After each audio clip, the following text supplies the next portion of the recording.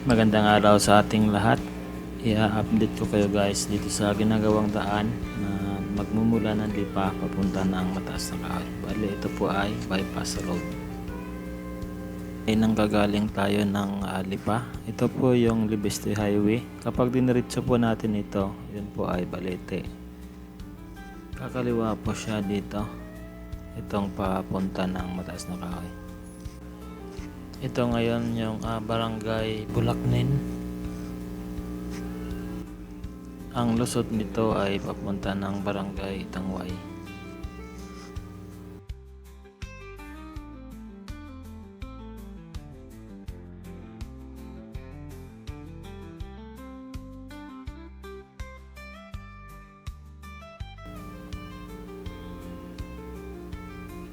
Ito naman yung tulay.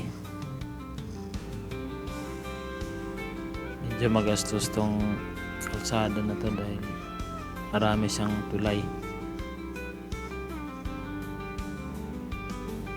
Yan, may tulay na uli. Culvert.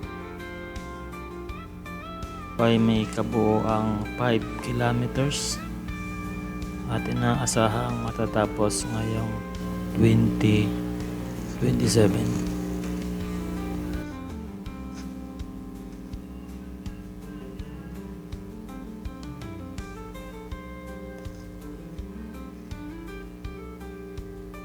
Ito naman yung barangay Tangway.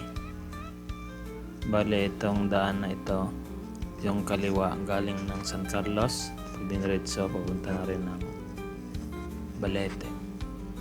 So, hanggang dito pa lang yung ginagawa. Bale sa lugar na to magagawa sila uli ng tulay.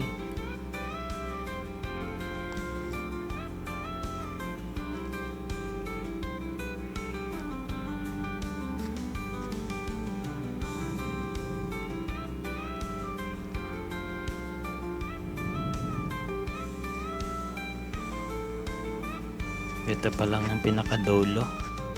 Bali, didiretso ito ng San Salvador. At ito yung magiging pattern niya. Mula Libeste Highway, Barangay Bulaknin, kakaliwa siya.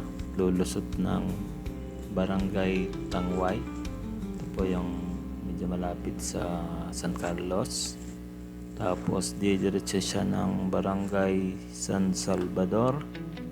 Pagdating niya dito sa may Barangay San Salvador, gigilid siya sa may bakod ng Fernando Air Base hanggang sa makarating siya doon sa may Andox, sa may Lapo, Templo Street. Yan lang po. Maraming salamat sa panonood. Hanggang sa muli.